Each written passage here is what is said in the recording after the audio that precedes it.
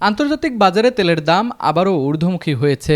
Washington ও তেহরানের মধ্যে সম্ভাব্য যুদ্ধবিরতি আলোচনা দ্বিতীয় দফা ভেস্তে যাওয়াকে এর কারণ হিসেবে দেখা হচ্ছে।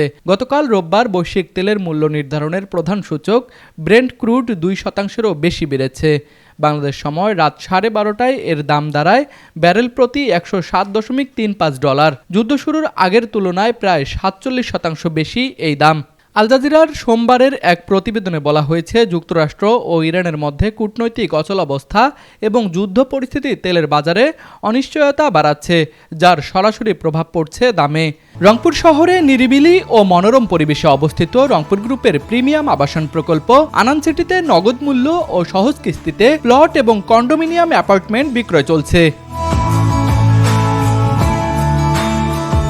তবে এই উত্তেজনাপূর্ণ পরিস্থিতির মধ্যেও এশিয়ার শেয়ার বাজারগুলো ইতিবাচক সূচনা করছে। নিকেই 225 সূচক টোকিওতে সকালের লেনদেনে প্রায় 0.4% বেড়েছে। অন্যদিকে দক্ষিণ কোরিয়ার কোসপি সূচক প্রায় 1.5% পর্যন্ত বৃদ্ধি পেয়েছে।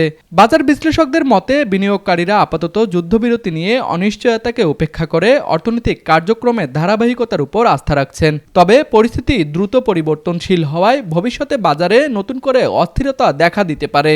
আন্তর্জাতিক ডেস্ক, RCTV।